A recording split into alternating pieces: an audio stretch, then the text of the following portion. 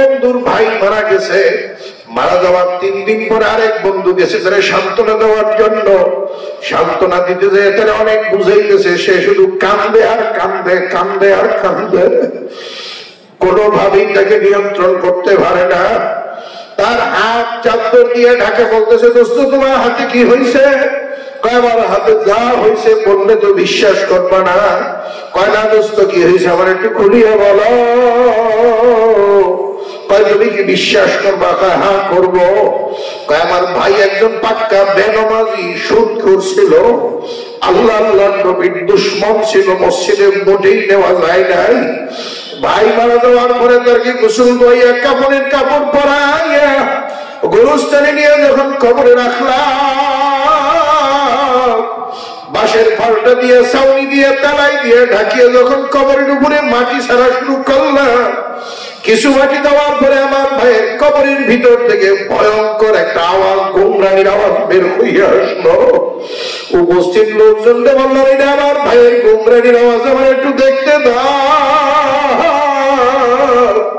কেউ দেখতে দিল না, কবর মাটি দিয়ে ভরিয়ে দিল। কবর যখন ভরিয়া ভালাইছে, কবরটা কেমন যেন একটা ঝাঁকুনি মারলো, আর একটা গোমরানির আওয়াজ বের হয়ে আসলো। অল্প কয়েকজন লোক ছিল, বললাম এটা আমার ভাইয়ের গোমরানির আওয়াজ, একটু দেখতে দাও। পায়ার পরেও দেখতে দিল না। কবরের উপরে মাটি দিয়ে উঁচে করিয়া সমান করিয়া দোয়া করে সবাই যখন চলে যায়, আমি কবরের কাছে থেকে যাই নাই, উপরের মাটি দিয়ে হাতাইতেছি। এমন সময় কবরের ভিতর থেকে আরেকটা বিকট আওয়াজে গোমরানি মারল। তখন আমি পাগলের মতো কবরের মাটিগুলা খামসাইয়া সরাইয়া তালাই উঠে বাঁশের ভরটাগুলা ধাক্কা দিয়ে সরাইয়া কয় দোস্ত কবরের ভিতরে চাইয়া দেখি মাওলার জাহান্নামের ফেরেশতারা আমার ভাইকে ডাকছিলাম, শোয়াইয়া উঠে বসে কয় শুধু বসাই নেই, গলার মধ্যে একটা আগুনের শিকার ভরাইয়া ভালাইছে, কোমরের পায়ে আগুনের ঠান্ডা বেরি ভরাইয়া ভালাইছে। তুমি মাফ করিয়ে দে আল্লাহ। বাবা আঘাত কি সহ্য করতে ভালো? সহ্য করতে বললে কোনো ওয়াজ লাগবে না, নসিহত লাগবে না। আর যদি বলো হুজুর না এই আযাব সহ্য করা কোন মানুষের পক্ষে সম্ভব না, তাহলে বাবা হাতে ধরলাম, পায়ে ধরলাম, বাবা গুনার কাম ছাড়ো, নেকের কাম ধরো। গুনার কাম সেটা নেকের কাম ধরার জন্য আজকের এই মাহফিলে কে কে নিয়ত করতে পারো গুনার কাম সারিয়া নেকের কাম করার জন্য? গুনাহ সারিয়া নেক ধরার জন্য কে কে নিয়ত করতে পারো? একটু আল্লাহু আকবার দিয়া হাতগুলো জাগাইয়া দেখাও। আল্লাহ তুমি একটু হাতগুলো চাইয়া দেখো, তোমার বান্দারা হাত জাগাইছে। আল্লাহর গুনার কাজ করতে চাই না। আল্লাহ তুমি মওত পর্যন্ত সকল প্রকার গুনাহ থেকে তুমি আমাদেরকে হেফাজত করো। আল্লাহ নেকের কাম করতে করতে কবরে যাওয়ার তৌফিক দিয়া দাও। জোরে জোরে বলেন আল্লাহুম্মা আমিন। ভাইরার আলোচনা লম্বা চওড়া না, আলোচনা এই পর্যন্তই শেষ থাকবে। আমি আমার আলোচনা শেষ করার একেবারে শেষ মুহূর্তে চলে আসছি। মানুষ হওয়া লাগবে, মানুষের জন্য আল্লাহ জান্নাত বানাইছে। চোরের জন্য জেলখানা, ডাকাতের জন্য জেলখানা, খুনির জন্য জেলখানা, ছিনতাইকারীর জন্য জেলখানা, নেশাখোরের জন্য জেলখানা, মানুষের জন্য জেলখানা নাই। কথা ঠিক না বেঠি? মানুষ যারা তারা জান্নাতে যাবে, বেনামাজি তার জাহান্নামে যাবে, দাড়ি কামান্নার দল জাহান্নামে যাবে, সুদখোরের দল জাহান্নামে যাবে, মূর্তি পূজকের দল জাহান্নামে যাবে, শিরিক কুফর করেওয়ালারা জাহান্নামে যাবে। কথা ঠিক না বেঠি? এটির নাম মানুষ না, এটির নাম বেনামাজি, এটির নাম দাড়ি কামান্না, এটির নাম সুদখোর, ঘুষখোর, বদমাশ, লম্পট। কথা ঠিক কিনা? যারা মানুষ বেলালের মতো মানুষ যারা, তারা জান্নাতে যাবে, আর আবু জাহেলের মতো মানুষ যারা তারা জাহান্নামে যাবে। কথা ঠিক না বেঠি? আর বেলালের মতো মানুষগুলা মাওলার জান্নাতের মেহমান হয়ে বিদায় নিবে। কথা ঠিক না বেঠি? তাহলে মানুষ হইতে রাজি আছি ইনশাআল্লাহ। কারা কারা আল্লাহু আকবার নারে তাকবীর। আল্লাহ তুমি একটু হাত বুলে চাইয়া দেখো। আল্লাহ আমরা যারা হাত বাড়াইছি জোয়ান বুড়া, শিক্ষিত শিক্ষিত, ধনী গরিব, আল্লাহ মানুষ না বানাই কবরে ডাক দিও না। জোরে বলেন আমিন। আরো জোরে বলেন আমিন। মানুষ হওয়া কিন্তু খুব কঠিন কাজ। মানুষ হওয়া কি খুব কঠিন কাজ। আর এই মানুষ হওয়ার জন্য হক্কানি আলেমদের সুহবতে যাওয়া লাগবে। কোথায় যাওয়া লাগবে? কোথায় যাওয়া লাগবে? আলেমদের না, হক্কানি আলেম। এই জন্য আমি এই শব্দ বলছি। কি আলেম? আলেমের অভাব নেই দেশে। কথা বলে এই কথা কওয়ার সময় আজকে নেই। আলেমের কি নেই? অভাব নেই। হক্কানি আলেমের বড় অভাব। যদি হক্কানি আলেমের সংখ্যা বেশি থাকতো তাহলে গোটা দেশে এই সহজ সরল মুসলমানেরা এত বিভ্রান্তির মধ্যে পড়তো না। কথা ঠিক? আল্লাহ আমাদেরকে বুঝবার বুঝাবার তৌফিক দান করুন। জোরে বলেন আমিন। মানুষ এটা ভালো এটা মন্দ, যে মানুষ সে কোনটা গ্রহণ করবে? মন্দটা। কোনটা? নামাজ ভালো না খারাপ?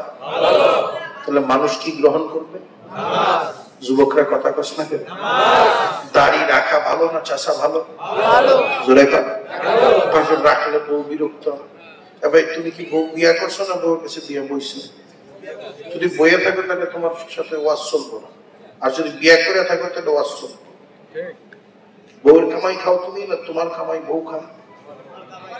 তোমার দাড়ি চাইছে যদি বউর সাথে সংসার করতে হয় তাহলে তুমি বউরে কবে তোমার মাথা কামাই আমার সাথে সংসার করো। কথা বলে না? কথা বলে না? দাড়ি রাখা ভালো না খারাপ? তাহলে যে মানুষ সে ভালোটা করবে। রাখলে আল্লাহ খুশি, না রাখলে কেডা খুশি? আমরা খুশি কারে করবো?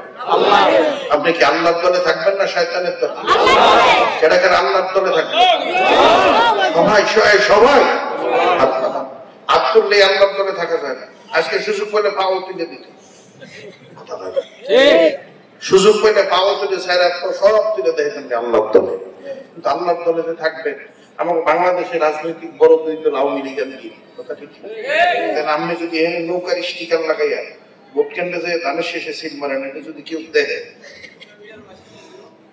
নৌকার অফিসার বইতে দিন বহিষ্কার। কথা ঠিক কিনা? আপনি বিএনপি করেন, ধানের শেষে লাগাই রাখছেন, কিন্তু সিল মারার সময় যায় মারছেন নৌকা, তাহলে কি বিএনপি রাখবে আপনাকে? দুনিয়ার রাজনৈতিক দল করতেও নীতিমালা গঠনতন্ত্র অনুসরণ করতে হয়, মানতে হয়। দলের সিদ্ধান্ত না মানলেও বহিষ্কার। কথা রেখে নাই। আপনি আল্লাহর দলে থাকবেন, নামাজ পড়বেন না, আর হাত জাগাবেন আল্লাহর দলে। আপনি আল্লাহর দলে না তো আপনি শয়তানের দলে। নামাজ পড়লে আল্লাহ খুশি, না পড়লে শয়তান খুশি। কথা রেখে পড়া আল্লাহর ইবাদত, না পড়া শয়তানের ইবাদত। দাড়ি রাখা আল্লাহর ইবাদত, না রাখা কথা হয় না। পর্দা করা আল্লাহর ইবাদত, না করা করলে আল্লাহ খুশি, না করলে কারণ দৌড়ে তো পর্দা রে। আর বউ পর্দা রেখে আমরা আরেকজনের বউ দেখলে দৌড়বো না, আপনারও পর্দা করা লাগবে। কথা রেখে না? পর্দা তো করাই, এমন বোরখা পরাইতে চললে 45 বছরের বুড়িরও 18 বছরের জোয়ান দেয়। এই বোরখা না, এটা শয়তানি বোরখা। বোরখা হবে ঢিলা ঢালা, ওর মধ্যে জোয়ান আছে না বুড়া আছে বোঝার কোনো কায়দা থাকবে না। কথা রেখে না? তাহলে কার দলে থাকবো? জোরে কর, কার দলে? যা করলে আল্লাহ খুশি হয় তাই করা লাগবে, আর যা করলে আল্লাহ বেজার হয় যত কষ্টই হোক সেই কাজ করা যাবে না। পারবো ইনশাআল্লাহ? আল্লাহ আমাদেরকে কবুল করুন, তৌফিক দান করুন। জোরে বলেন আমিন। এবার শেষ কথা হলো, এখানে দারুল মাআরিফ ইসলামিয়া মাদ্রাসা হাফেজ ছাত্রদের দস্তারবন্দি উপলক্ষে আজকের এই দোয়া ওয়াজ ও দোয়া মাহফিল। তো যেহেতু হাফেজ হয়েছে ছেলেরা হাফেজ হয়েছে তাদেরকেই তো পাগড়ি দিবে, এটা তো স্কুল কলেজ ইউনিভার্সিটি দেওয়ার ক্ষমতা রাখে। কথা ঠিক কিনা? গোটা দুনিয়া বিক্রি করে এক পাগড়ির দাম দেওয়া সম্ভব না। কথা ঠিক কিনা? এটা এমন এক দামি জিনিস, এটা নবীজির মাথায় ছিল। কথা ঠিক কিনা? আজকে হাফেজ হয়েছে এই জন্য তাকে এই পাগড়ি পরাইয়া দেওয়া হবে। এই পাগড়ি প্রদান অনুষ্ঠানে আল্লাহ তাআলা দোয়া কবুল করেন। আর প্রতি 40 জনে তো একজনকে আল্লাহ ওলির মর্যাদা দেয়। ওলি না থাকলেও একজনকে আল্লাহ ওলি বানায়, কিছু সময়ের জন্য লোক বানায়। বুঝাইতে পারছি? দোয়া কবুলের মজলিস। আর মাদ্রাসা মসজিদ গুলা চলেই তো স্বাভাবিকভাবে দরদি মুসলমান যারা আছে, যাদের দিলের ভিতরে দ্বীন ইসলামের মহাব্বত আছে, তাদের সাহায্য আর সহযোগিতা। কথা ঠিক কিনা? এই মাদ্রাসার মাহফিল, মাদ্রাসায় কিছু সহযোগিতা সাহায্য করার দরকার আছে না? সাহায্য সহযোগিতার কথা শুনে কিন্তু অনেকে মাথা খাওয়া চলে যায়। আপনি 1 টাকাও দিয়েন না। কয় টাকা? 1 টাকাও আপনি দিয়েন না, কোনো দরকার নেই আপনার দেওয়া। আপনি চিন্তা করেন এখানে বসে আল্লাহ আপনার কামাইয়ের টাকা কোরআনের খেদমতে লাগাবে কি? যদি লাগায় তাহলে আপনার কপালওয়ালা, আর যদি না লাগায় তাহলে বুঝবেন যে আল্লাহ আপনার কামাইয়ের উপরে মনে হয় বেশি একটা খুশি না, তাহলে আপনি দিতে পারবেন না। কথা ঠিক কিনা? আপনি দিবেন করতে, আপনি দিবেন কোথা থেকে? আল্লাহ আপনাকে যা দিছে তার থেকেই তো দিবেন। তাহলে সবচেয়ে বড় দেনেওয়ালা কেডা? আল্লাহ। সবচেয়ে বড় দেনেওয়ালা কে? আল্লাহ। আমি দিব কোথা থেকে? আল্লাহ যা দিছে তার থেকেই তো দিব, নাকি বলেন? ছেলে মেয়ে, ছেলের বউ, নিজের বিবি, নাতি নাতনিরা সবাই প্রশংসা করতেছে যে খানা তো খাইছি জীবনে বহু, কিন্তু এত মজার খাওয়ান জীবনে খাইনি। কে কয়টা এরকম মজা, ওই রকম মজা, এটা এরকম মজা, কেমন গল্প করতেছে। অসুস্থ রোগী 3 দিন ধরে খাইতে পারে না, যা খায় বলি করে। কেউ কইতেছে যে আমার একটু ধরে উঠাও। তোমার কাছে যেহেতু মেলা স্বাদ লাগছে, আমার কাছে তো অল্প লাগবে, পুরাটা না পাবে। খাইতে বসে একটা লোকমা মুখে দিয়েই বমি শুরু করে দিচ্ছে। পোলাও কি কম দামি খাবার? ঘি দিয়ে রান্না হয়েছে, ঘির দাম কম, চাউলের দাম কম। বাবুর চুষ ঘি, গরুর গোস্ত কি ভিআইপি খাবার না? খাসি, রোস্ট ভিআইপি খাবার। সব খাবারের দাম মেলা, কিন্তু আমি আর আপনি মুখে দেওয়ার পরে বমি করে দিচ্ছি। কারণ আমার জিহ্বা অসুস্থ, আমার জিহ্বা নষ্ট হয়ে গেছে। খাবারের স্বাদ জিহ্বা দিয়ে পেটের ভিতরে নামবে, খাবার যদি পেটে সারাদিন ঘষের স্বাদ পাবে। ঝাল নুন কিছু ঘষবে, পিঠে ঘষলে, মাথায় ঘষলে, পায়ে ঘষলে, সারাদিন হাতাইলে স্বাদ পাবে। ভাই খাবারের স্বাদ তো হাতে না, পায়ে না, মাথায় না, পেটে না, পিঠে না, খাবারের স্বাদ তো জিহ্বা। কথা দেখে না? খাবারের স্বাদ কোথায়? জিহ্বায়। একই ব্যক্তি পরের সপ্তাহে সুস্থ হয়েছে, কিচ্ছু না, শুধু গোল আলু, মুন্সিগঞ্জের গোল আলু ভর্তা আর বেগুন ভর্তা দিয়ে ভাত দিছে, মোটা চাউলের ভাত, একবারে 3-4 প্লেট খেয়ে বলেছে। কি সমস্যা? ভাই 2 দিন আগে অসুস্থ আছে। কথা ঠিক কিনা? জিহ্বা, খাবারের স্বাদ হলো জিহ্বা। জিকিরের স্বাদ, তেলাওয়াতের স্বাদ, নামাজের স্বাদ, ইবাদতের স্বাদ, এটা হলো আত্মায়। কোথায়? আযান দেওয়ার পরে যদি আপনি মসজিদে না যান, তাহলে বুঝবেন আপনার আত্মা নষ্ট, আপনার কলব নষ্ট। ওয়াজ শোনার পরে যদি আপনি দাড়ি কামান বুঝতে হবে, আপনার কলব নষ্ট। এত ওয়াজ, এত নসিহত শোনার পরেও যদি আপনি সুদের কারবারের সাথে সম্পৃক্ত হন, তাহলে আপনার কলব নষ্ট। এত ওয়াজ নসিহত শোনার পরেও যদি আপনার ঘরে শয়তানের বাক্স চলতেই থাকে, আপনার কলব নষ্ট। কিভাবে? এত ওয়াজ, এত নসিহত শোনার পরেও যদি ব্যাপারটা মহিলাদের সাথে আমি আপনি আড্ডা দেই, আমি আপনি 14ই ফেব্রুয়ারি পালন করি কুত্তার কুত্তি দিবস, বেহায়া দিবস। কথা হয় না? তাহলে কলমের মধ্যে পছন্দ হয়ে গেছে, যার কারণে ভালো জিনিস ভালো লাগে না। জিহ্বা অসুস্থ, যার কারণে পোলাও ভালো লাগে না। জিহ্বা সুস্থ এখন পান্তা ভাত ভালো হয়, কথা রেখে না। কলম যদি সুস্থ হয় না, মজা পাওয়া যায়, কথা হয় না। একদল লোক দেখবেন, গত বছর দেখছি ওয়াজ করে ফিরার সময় রাত্রি 2টা 3টা 4টা পর্যন্ত একদল যুবক বুড়া সহ বেড়াক না মুরগির মতো মোড়ে মোড়ে টেলিভিশন ফিট করে ঝিমায় আর ফুটবল খেলা দেয়, কে আছে? আবার একই সময় প্রচন্ড ঠান্ডার মধ্যে একদল বুড়া মানুষ ল্যাপ আর কম্বল লাথি দিয়া ভালাইয়া ঠান্ডা পানি দিয়েও যদি মাওলার কুদরতি পায়ের সামনে দাঁড়াইয়া যায়, ও টেলিভিশনে খেলা দেখে মজা পায়। আরেকজন বুড়া মানুষ গরম ল্যাপ আর কম্বল লাথি দিয়া ভালাইয়া আল্লাহর সামনে দাঁড়াইয়া মজা পায়। এই দুই মানুষের মধ্যে পার্থক্য আছে না নাই? এক মানুষ হারাম খাবেন এই জন্য না খেয়ে থাকে, না খেয়ে থাকে মধ্যে মজা, কথা বলেন। যারা রোজা রাখে রোজার দিনে সারাদিন না খেয়ে থাকে মজা, যারা রাখছে তাদেরকে লাখ টাকা কোটি টাকা দিয়ে রোজা ভাঙানো যায় না।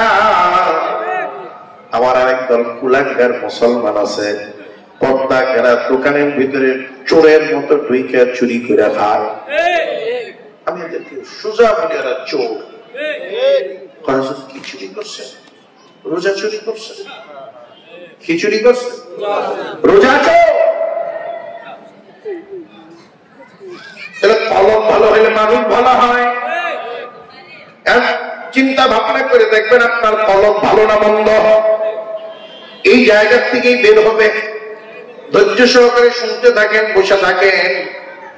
কলম যদি ভালো না হয় তাহলে জমিদারের বাচ্চা হলো মানুষ ভালো না। হ্যাঁ, আপনার মেয়ের একটা বিবাহের প্রস্তাব হয়েছে, ছেলে বিসিএস খেলা, উঁচা লম্বা ভালো, বডি ফিগার ভালো, চেহারা এত সুন্দর, একবার তাকাইলে চোখ ঘুরে নিতে মনে চায়। বংশ জমিদার, অর্থ সম্পদের অভাব নাই, এরকম একটা ছেলে দিয়ে আপনার মেয়ের বিবাহের প্রস্তাব এটা কি না করে দিবে? দৌড়ে হুজুরের কাছে একটু পানি ভরে দেন, বিয়ে যাতে না পাবে, কথা খায় কাছে তাবিজ দেন, আপনার যা লাগে খুশি করা লাগে করবে, বিয়ে যাতে না। সব আয়োজন টায়োজন ঠিকই, গরুর বায়না, খাসির বায়না, বাবুর্চির বায়না, ডেকোরেটরের বায়না সব দিয়ে দিচ্ছে। দিয়া 2 দিন আগে বা 3 দিন আগে বিশ্বস্ত এক লোক এসে বলতেছে যে সবই তো ঠিক আছে, আপনি একটু ভাঙ্গা পড়েন না, একটু মানে শক্তি সাহস জোগাড়। কি হয়েছে? পোলা কি বিড়ি টিড়ি খায়? কারণ না বিড়ি খাবো, বিড়ি দিয়ে যেমন পোলা আমার খেতেই পারে। গাঁজা টাজা খায়? কারণ না গাঁজা তো এটা স্বাভাবিক ব্যাপার। হাতে হিরোইন খায়? কারণ না হিরোইন টিরোইন খায় না, খাতে কি আবার টিয়া বাতা? কারণ না হিরোইন খেলে তো কোনো অসুবিধাই আছে না, ধনী মানুষ খেতেই পারে, কথা হয় না। সমস্যা কোথায়? সমস্যা হলো ওই পোলার একটা বদ অভ্যাস আছে, এই ভিড়ের মধ্যে পকেট মারে। কি বলে?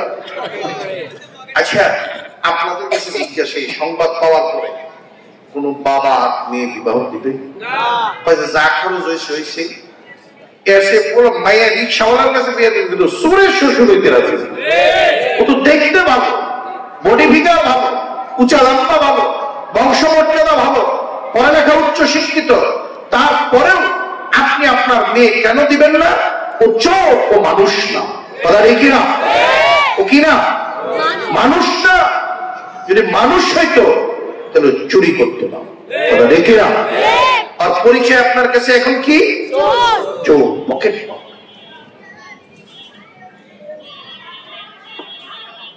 আমার ভাইরা খুব ভালো করে বুঝবেন, কলম নামক গোষ্ঠীর টুকরা অনেকের ধারণা যে ব্রেন ভালো হলে মানুষ ভালো, একবারে ডাহা পড়া মাত্র। কারণ গোটা দুনিয়ায় বড় বড় ডাকাত, দুর্নীতিবাজ যে কয়জন আছে সব শিক্ষিত, ব্রিলিয়েন্ট, কথা হয় না। বোকা শোকা কোন লোক ডাকাতি করতে পারে? কথা খায় দুর্নীতি করতে পারে? তো করার আগেই ধরা খায়। কথা ঠিক না? ব্রেন ভালো হলে মানুষ ভালো হয় না, শুধু ব্রেন ভালো দিয়ে মানুষ ভালো হবে না। ঢাকা বিশ্ববিদ্যালয়ের স্টুডেন্ট হয়ে যারা ইয়াবা টিয়াবা খাইতেছে এরা কি ভালো কাম করতেছে? ব্রেন তো ভালো আছে, ইয়াবা খাওয়া তো ভালো না, হেরোইন খাওয়া ভালো। আমি 2-3 মাস আগে ওই দিক দিয়ে একবার ওই ওপারে যাইতেছিলাম, বাইতেছিলাম, দেখলাম যে মেয়ে মানুষও বিড়ি খেতেছে। যে এগুলো কি বিশ্ববিদ্যালয়ের ছাত্রী, কি এর ছাত্রী? আচ্ছা বলেন তো, এই বিড়ি খাওয়া ভালো? ব্রেন তো ভালো ছিল, বিড়িটা খায় কেন? অন্তরাত্মা নষ্ট, যার কারণে বিড়ি খায়। অন্তরাত্মা খারাপ, যার কারণে ইয়াবা খায়। অন্তরাত্মা খারাপ, যার কারণে মুসলমানের বাচ্চা হইয়া কুত্তার কুত্তি দিবস পালন করে। অন্তরাত্মা খারাপ, যার কারণে জানার পরেও মুসলমানের বাচ্চা ইসরায়েলি পণ্য টাকা দিয়ে কিনা নিজের ঘরে খায় এবং খাওয়ায়।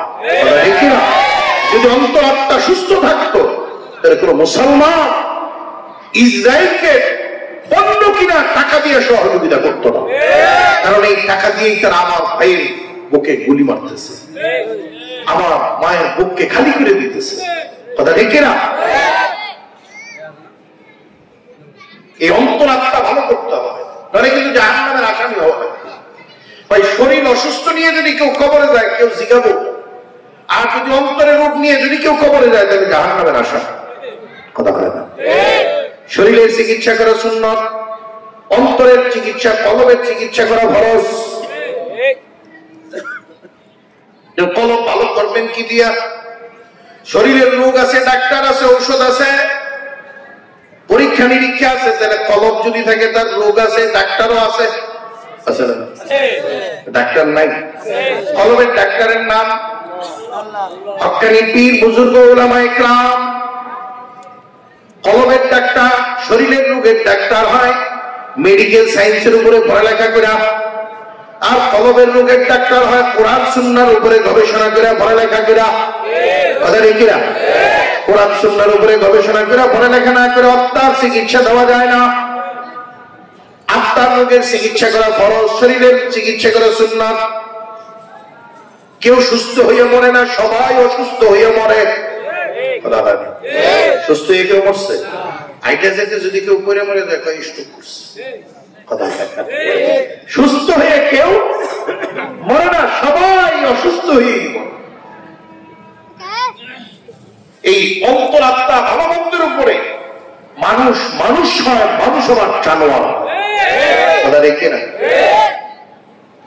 এটার উপরেই বিচার বিশ্লেষণ হবে। শরীর বুড়া হয়, কলব কোনো দিন বুড়া হয় না। খালি জোয়ান। যেই বুড়ারা নামাজ কালাম পড়ে না, দিন ধর্ম মানে না, দেখবেন ওদের চরিত্র 18 বছরের যুবকের চেয়েও নিকৃষ্ট। ভাই 80 বছরের বুড়ারা যদি বিয়ের কথা কর, 80 বছরের বুড়া বিয়ে তো করা ভাই একটু জোয়ান দেখে করে, বয়সটা যতটুকু কম হয়। বুড়া মিয়া তুমি কি পারবা? আমি না ভাবলো, আমার মনটা একটু চাইতেছে, যা কইলাম। কথা হয় না। এই জন্য শরীর বুড়া হয়, মন কোনদিন বুড়া হয় না। কথা দেখি না? এই জন্য আত্মার উপরে, কলমের উপরে, মনের উপরে বিচার হবে, সালিশ হবে। কথা ঠিক কিনা? এখন কি এই কলমটারে খারাপ বানিয়ে কবরে যাইতে রাজি আছে? যদি যাই জাহান্নামে যাব। ওয়ালাকাদ যারানা লিজাহান্নামা কাসীরাম মিনাল জিন্নি ওয়াল ইনস। এটা আমার কথা না, আল্লাহ কয়। কয় কিছু মানুষ বানাইছি জাহান্নামের আগুন দিয়ে জ্বালানোর জন্য, পুরানোর জন্য। কারা তারা? পরিচয় তালাশ করে বের করার দরকার আছে না নাই? কয় কিছু মানুষ আর জিন বানাইছি জাহান্নামের আগুন দিয়ে জ্বালানোর জন্য, পুরানোর জন্য। লাহুম কুলুবুন লা ইয়াফকাহুনা বিহা। আল্লাহ তাদেরকে কলব দিছি, অন্তর দিছি, আত্মা দিছি। শুধু অন্তর আত্মা দিছি তা না, ভালো এবং মন্দ বিচার করার ক্ষমতা দিছি, ভালো বোঝার শক্তি দিছি, মন্দ বোঝার শক্তি দিছি। কি ভালো মন্দ বোঝার শক্তি আছে না নাই? জোরে কোন আছে না নাই? আল্লাহকে ভালো বোঝে মন্দ বোঝে। যেই লোকটা ভালো মন্দ বুঝা করে, ভালোটা গ্রহণ করে, মন্দটাকে বর্জন করে, এই মানুষটা হলো সঠিক মানুষ, সাচ্চা মানুষ। কথা দেখি না?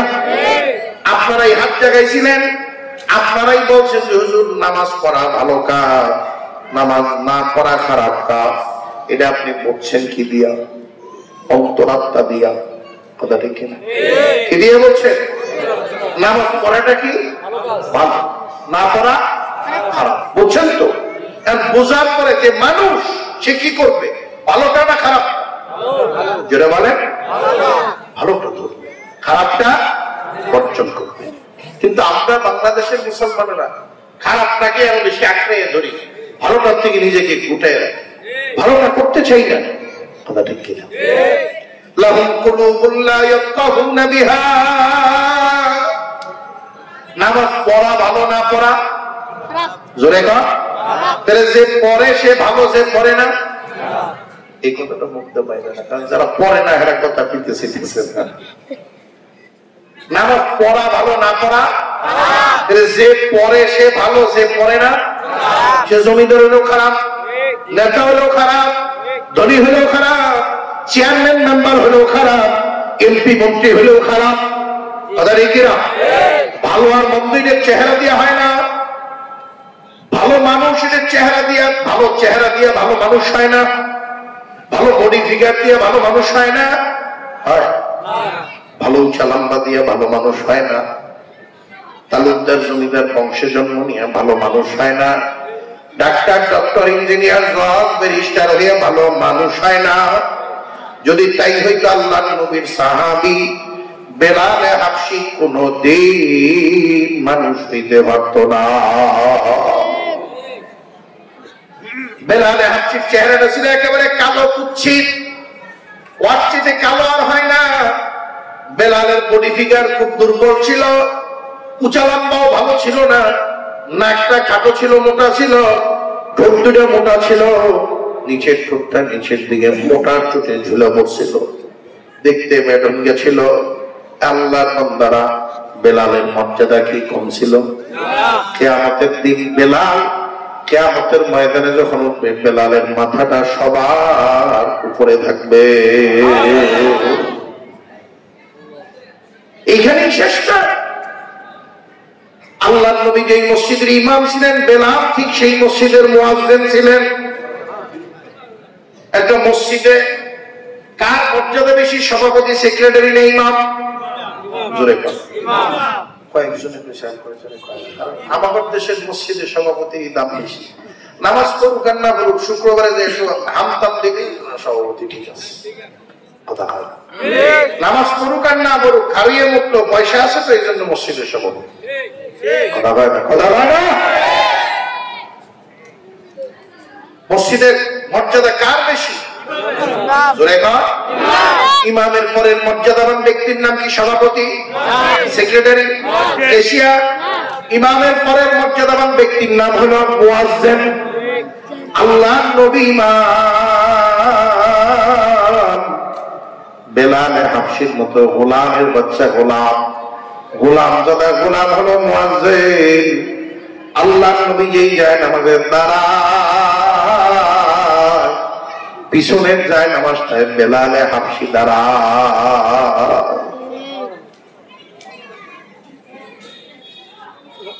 আল্লাহর বান্দারা, বেলাল হাবশীর দাম, ইজ্জত দুনিয়াতেও কম ছিল না। আব্দু জাহানের বাদশা ফারুক আজম শুধু বেলাল পেয়ে ডাক দিতে সাহস পাইত না। নাম বলার আগে বলতো সাইয়্যিদিনা বেলাল।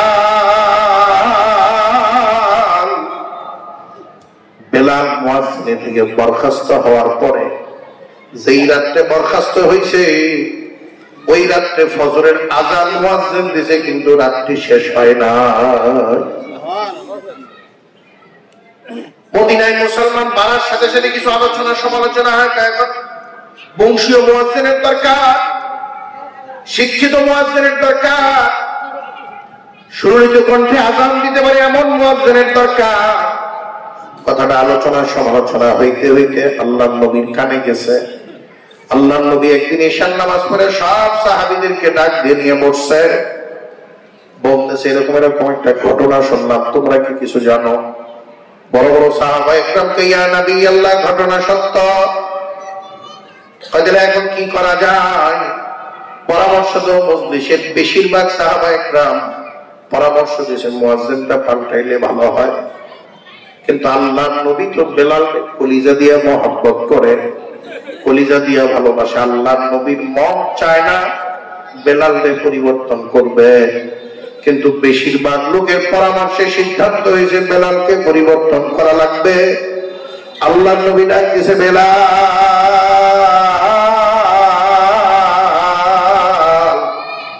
বেলাল যেখানে ছিল লাফতে উঠে আল্লাহর নবীর সামনে পাগলের মতো দৌড়তে শেখায়, লাব্বাইক ইয়া নবী আল্লাহ।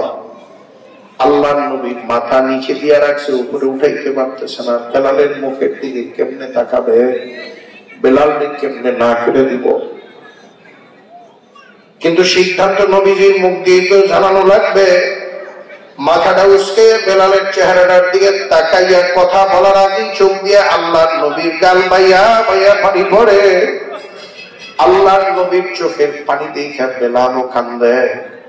আল্লাহর নবী জিজ্ঞাসা, বেলাল তুই কান্দ কেন?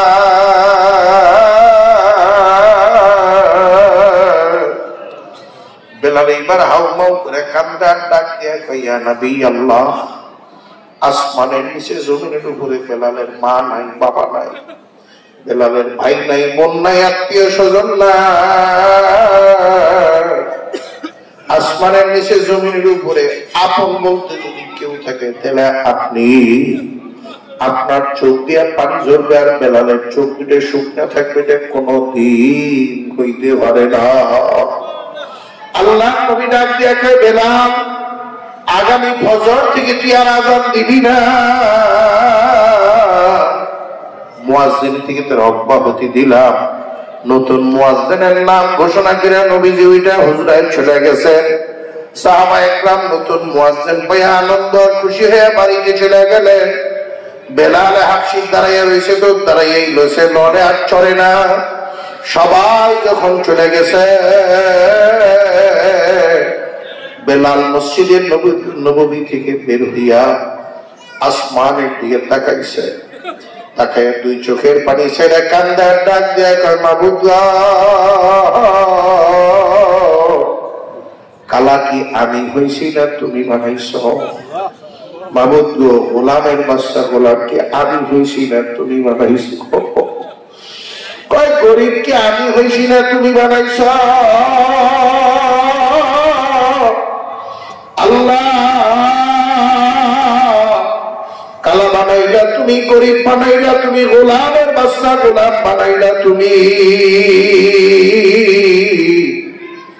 একটু আল্লাহর নবী, তোমার নবীর মসজিদে একটু আযান দিতাম, আল্লাহ এটা তোমার সহ্য হইল না, এইখান থেকেও তুমি খালাইয়া দিলা।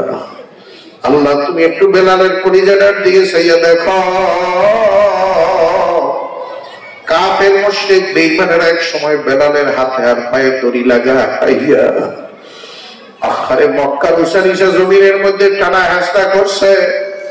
পাথরের কোনা কাঞ্চি শরীরের বিভিন্ন জায়গায় লাগিয়া হারিয়ে গেছে, ছিড়িয়ে গেছে। বেলালের শরীর দিয়া ভিমকি দিয়া রক্ত বের হয়ে আসছে, বেলাল কষ্ট হয় না। আল্লাহ তুমি একটু আমার কলিজার দিকে চাইয়া দেখো। আমি যে বেলাল সইতে পারি না। আল্লাহর বান্দারা, যুবক বাবারা, বুড়া বাবারা, পর্দায় আমার মায়েরা, বোনেরা, ফজরে আযান নতুন মুয়াজ্জিন দিয়ে দেছে। সাহাবা ইকরাম আনন্দ ফুর্তি দিয়ে মসজিদে নববীতে হাজির হইয়া গেছে। আল্লাহর নবী হুজরা থেকে সুন্নত করে মসজিদে নববীতে কাতারে বসে অপেক্ষা করতেছে জামাতের সময়ের জন্য। ঘন্টা পার হয়ে যায়, অন্ধকার দূর হয় না। নবীজি পেরেশান হয়ে গেছে, কপালে ঘাম জমিয়ে গেছে। জিবরাইল এসে সালাম দিছে, সালাম দেওয়ার পরে নবীজি জিজ্ঞাসা করে, ভাই জিবরাইল আমি তো তোমার অপেক্ষায় ছিলাম। কয় কেন অপেক্ষায় ছিলেন? কয় ভাই জিবরাইল আযান হয়েছে কত আগে, রাতের অন্ধকার কেন দূর হয় না? জিবরাইল ডাক দিয়া কয়, ইয়া নবী আল্লাহ, রাতের অন্ধকার দূর কেমনে হবে? মসজিদে নববীতে ফজরের আযান যে হয় না, আযান হইলে না সকাল হবে? কই ভাই জিবরাইল বলো, আযান তো হইছে শিক্ষিত মুয়াজ্জিন, বংশীয় মুয়াজ্জিন, সুরলিত কণ্ঠের অধিকারী মুয়াজ্জিন আজকে আযান দিছে। জিবরাইল ডাক দিয়ে কয়, ইয়া নবী আল্লাহ, বেলাল যখন মসজিদে নববীতে আযান দেয়, বেলালের আযানের শব্দগুলা, আওয়াজগুলা আল্লাহর আরশের পায়ার মধ্যে যাইয়া টাস টাস করিয়া পানি দেয়। আজকে আযান হয়েছে প্রথম আসমানের ফেরেশতা করে জিগাইলা, আজকের আযান তো প্রথম আসমানের দরওয়াজা পর্যন্ত পৌঁছায় না। যদি সকাল দেখতে চান, বেলাল কোথায় তাড়াতাড়ি ধইরে এনে আযান দেওয়া। বেলাল আযান না দিলে কিন্তু সকাল হবে না। মানুষ ছিল কালা, বংশের দিক থেকে নিচু, পড়ালেখা নাই, বিদ্যা বুদ্ধি কিচ্ছু নাই, কিন্তু দেখেন বেলাল এত খাঁটি মানুষ ছিল, বেলালের পক্ষে আল্লাহ চলে গেছে, আযান হয় সকাল হয় না। বেলাল আল্লাহরে ভাব করে ফেলাইছে। কিন্তু আমি আর আপনি জমিদার হয়েছি, আমার সাথে খাতির এসে শয়তানের সাথে আল্লাহর সাথে সম্পর্কই।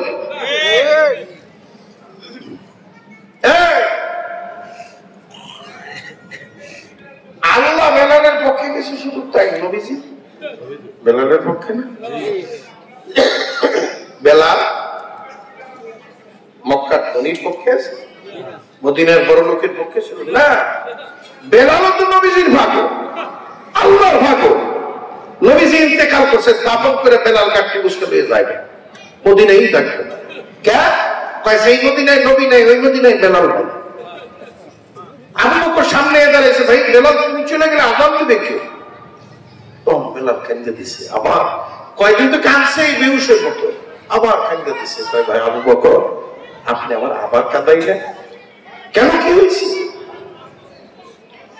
ভাই আবু বকর আপনি কি বলতে পারেন আমি আযান দিলে ওই জায়নামাজটায় নবীজি এসে ইমামতি করবে?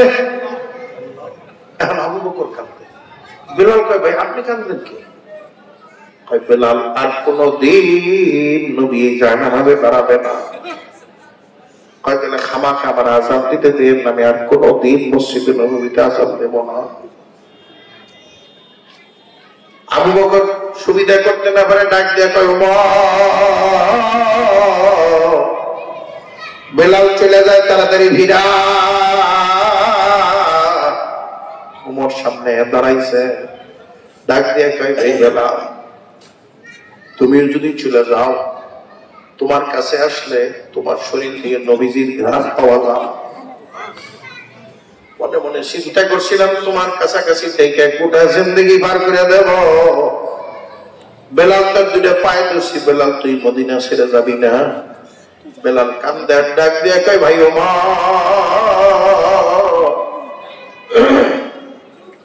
পাহাড় পরিমাণ দুঃখ বেদনা নিয়ে মদিনার রাস্তায় বের হইলেই নবীজির চেহারা দেখা যাইত। আজকে উমর তুমি কি বলতে পারো আজকেও ব্যথা বেদনা বের হইয়া নবীজিরে দেখা যাবে? কয় ভাই এটা তো কোনোদিন সম্ভব না। কয় খামাখা বিরক্ত করো না, আমার যাইতে দাও। চলে গেছে বেলাল। গেছে তো গেছে, আর আসেও না 6 মাস। 6 মাস পরে ঘুমাই একদিন স্বপ্নে দেখতেছে নবীজি বেলালের ঘরে হাজির। বেলালের মাথায় হাত দিয়ে আদর করে আড্ডা দিয়ে কয় বেলাল কি নিয়ে রাগ করছো? কিসের এত অভিমান? বেলাল ঘুমের মধ্যে কি ইয়া নবী আল্লাহ কিসের রাগ, কিসের অভিমান, কার সাথে রাগ, কার সাথে অভিমান? আল্লাহ নবী স্বপ্নের মধ্যেই ডাক দিয়ে কয় বেলাল তুই আমার সাথে রাগ করছো? কয় না। কয় তাহলে অভিমান করছো? কয় না। কয় তাহলে তুই মদিনা থেকে যে বের হয়ে আইলি 6 মাসের একটা বার কেন গেলি না? আমি তো প্রতিদিন দরজায় শুয়ে শুয়ে অপেক্ষা করি, আজকে বুঝি আমার বেলাল আসবে, আজকে বুঝি আমার বেলাল আসবে। সন্ধ্যার পরে মনে মনে ভাবে বেলাল আজকে রাতটা আমার কাছে না এসে পারবে না। কিরে বেলাল, কি নিয়ে রাগ করছ? আল্লাহর বান্দারা, বেলালের মতো একজন গোলাম জাদা গোলাম হাটে বাজারে বিক্রি হইতো। বেলাল যদি এরকম দামি মানুষ হইতে পারে, তাহলে আমি আর আপনি বেলালের মতো দামি হইতে না পারলেও তার পথ অনুসরণ করতে পারি। কথা ঠিক না রেডি? খালি বেলালের ঘটনা শুনে চোখ দিয়ে পানি ঝরাইলে হবে না, আমাকে বেলালের পদাঙ্ক অনুসরণ কইরা আমাকেও মানুষের মতো মানুষ হয়ে কবরে যাওয়া লাগবে। কথা ঠিক কিনা? কয়দিনের দুনিয়া বাবা, এই আছে এই নাই, আজকের এই রাত্রির গ্যারান্টি নাই, আসার সিরিয়াল আছে, যাওয়ার কোন সিরিয়াল নাই। আসার সময় বড় আগে আসে, মেজো তারপরে সেজো তারপরে ছোট একেবারে পরে আসে। যাবার বেলায় দেখা যায় সবার আগে ছোট চলে যায়, বড় রইয়া যায়, মেজো রইয়া যায়, সেজো থেকে যায়, ছোট সবার আগে চলে যায়। আল্লাহর বান্দারা, অনেক মা বাবা ছোট বাচ্চারাই মারা যায়। অনেক বাবা নিজের সন্তান নিজে হাতে দাফন করে। বছর দিয়ে এক জানাজায় গেছিলাম, ডিগ্রি কলেজ মাঠে জানাজা, হাজার হাজার মানুষ। জানাজার লোকজন দেখে দিল বারবার বলতেছিল, লোকটা আল্লাহওয়ালা না হইলে এত মানুষ জানাজায় কেমনে আসে? শতে শতে মাদ্রাসার ছাত্র আলেম ওলামার আসছে, তিনিও আলেম মানুষ, আমার বড় মহাব্বতের বন্ধু মানুষ ছিল। জানাজার পরে তার দাফন হবে প্রায় 1 কিলোমিটার দূরে। জানাজার খাটিয়ার পিছনে পিছনে কয়েকজনে হাত ধরিয়া খাটিয়ার পিছনে পিছনে হাঁটতেছিলাম। যখন তার বাড়ির দরজা পার হয়ে যায়, 4 বছরের ছোট্ট বাচ্চা রাইখা মারা গেছে, 2টা ছেলে রাইখা মারা গেছে। একটার বয়স 4 বছর, একটার বয়স 5 বছর। যখন বাড়ির দরজা পার হইয়া যায়, 4 বছরের বাচ্চাটা গেট থেকে বের হইয়া যারা খাটিয়া কান্দে নেছে ভান্দাবি টান দিয়া ধরে খায়, তোমরা আমার পুরে লইয়া যাও। পিছন থেকে একজনের দৌড় দিয়ে যায়, বাচ্চাটার টান দিয়ে বুকে জোড়ায় ধরে বাজার কইয়া কান্দে আর ডাক দিয়ে কয়, বাজার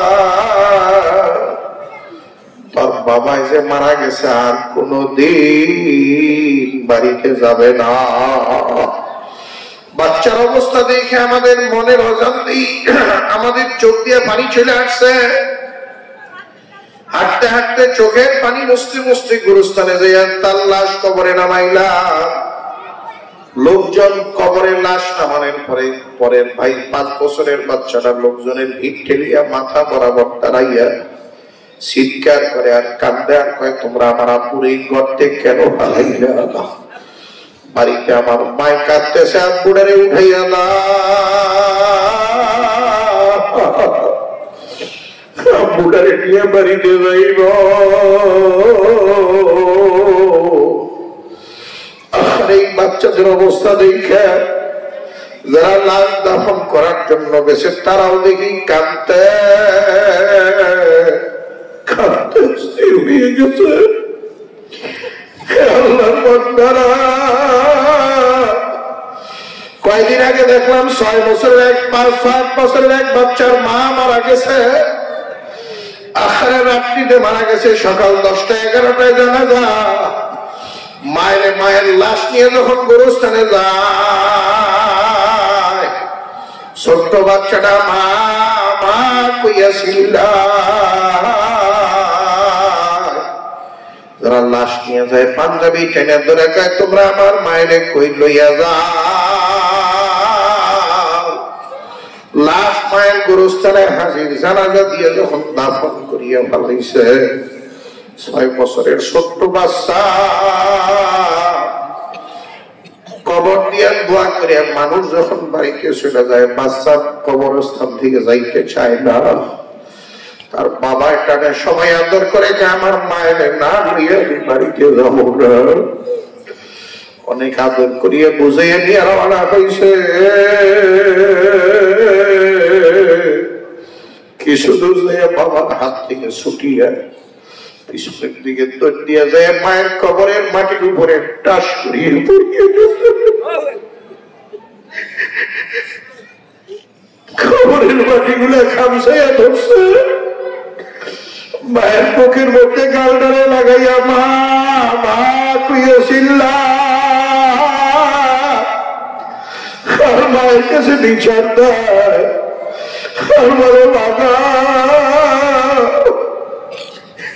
আমি তোমার কাছে থাকতে চাই, আমার থাকতে দেয় না।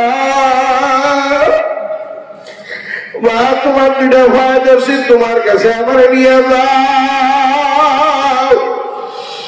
আল্লাহর বন্ধুরা, যুবক বাবারা, বুড়া বাবারা, কি মনে করছো আজকে রাত্রে যদি আল্লাহ দারোগা আমার আর তোমার দুয়ারে দাঁড়াইয়া যায়, কলিজা ভাসাইয়া এমন জোরে এক লাথি মারবে, কলিজার রথ গুলো একেবারে সিরিয়া ভারিয়া তাদের বের করিয়া দিয়ে সরিয়া যাইবে। আগামী দিন সকাল 10টা 11টা 3 টুকরা সাদা মার্কিন কাপড় দিয়া আগা বসায় মুরানি দিয়া আমার আর তোমারে প্যাকেট বানাইয়া মসজিদে ঢুকতে বাইরে যেই খাটিয়া দেখো, ঠিক এই খাটিয়ার মধ্যে আমার আর তোমার লাশটারে বানাইয়া কয়েকজনে মিলিয়ে কান্দে নিয়ে গোরস্থানের দিকে নিয়ে রওনা হইয়া যাবে। আবার আর তোমার ছোট বাচ্চাটা খাটিয়ার পিছনে পিছনে দৌড়াইবার বাবা বাবা কইয়া চিল্লাইবে, আমি আর তুমি যা জবাব দিতে পারবো না। আল্লাহর বান্দারা জানাজা দিয়া হাজার হাজার মন মাটি দিয়ে সভা দিয়া সবাই যখন বাড়ির দিকে রওনা হইয়া যাবে, আল্লাহর হাবিব ফরমানো হুফরাতুম মিন হুফারিন নার, গুনাহগার নাফরমান হয়ে যদি কেউ মাওলার কবরে যায়, গুনাহগার নাফরমানের কবরটা আবার মাওলা জাহান্নামের আগুন দিয়ে ভরিয়া ফেলাইবে। লোকজন মাটি দিয়ে বাড়িতে চলিয়ে যাইবে, গুনাহগার নাফরমানের কাপড়ের মধ্যে জাহান্নামের আগুন একেবারে ধাউ ধাউ করিয়া জ্বলিয়ে উঠবে। শরীরের চামড়া গোশত হাড্ডি কলিজা পর্যন্ত জ্বালাইয়া ফেলাইবে। আল্লাহ তুমি মাফ করিয়া দিও। আল্লাহর বান্দারা, যুবক বাবারা, বুড়া বাবারা, পর্দালে আমার মায়েরা বোনেরা, কি দিয়ে রওনা হইলা, মানুষ না হইয়া কিন্তু কবরে যাওয়া যাবে না। আল্লাহর হাবিব হাদিসে ফরমান, কোন কোন গুনাহগার নাফরমান লোক পুরুষের কবরের মধ্যে আমার মাওলা একটা দুইটা না 99টা বিষাক্ত সাপ ছাড়িয়ে দেবে। সাপগুলাই গুনাহগার নাফরমানকে পেঁচাইয়া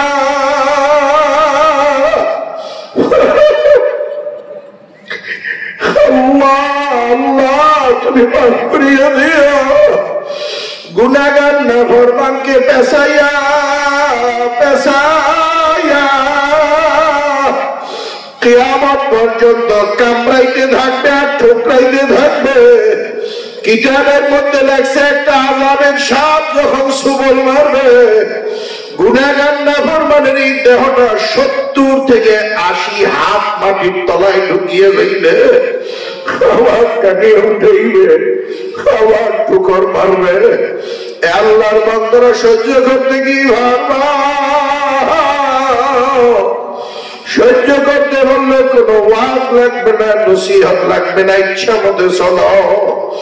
আর যদি বলো যে হুজুর না না, এই আযাব সহ্য করা তো কোনো মানুষের পক্ষে সম্ভব না, তাহলে বাবা হাতে ধরলাম, পায়ে ধরলাম, বাবা গুনার কাম সারিয়ে দাও, গুনার কাম সারো, নেকের কাম ধরো, গুনার ছাড়ো, নেকের কাম ধরো। বাবা নেকের কাম না করে যাবা কই, যাবা কই?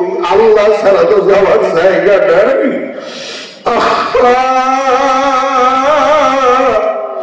আমরা কবরের আযাবের বয়ান করলে তো তোমরা অনেক সময় বিশ্বাস করো না।